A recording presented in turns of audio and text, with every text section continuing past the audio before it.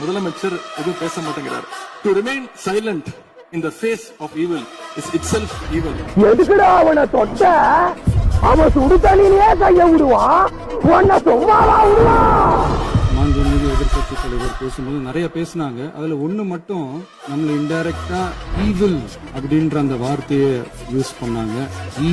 ஈவில்ஸ்னு devil's பேசக்கூடாது.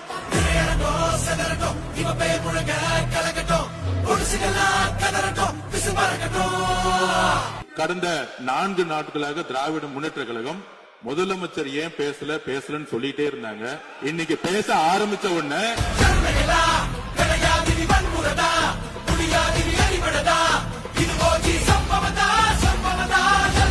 சொல்றேன், மக்கள் பணத்துல இருந்து ஒரு பைசா கூட தொடமாட்டோம், தொடவும் விடமாட்டோம், தொட்டா விடமாட்டோம், இதுக்கு முன்னாடி தொட்டவங்களையும் விடமாட்டோம்.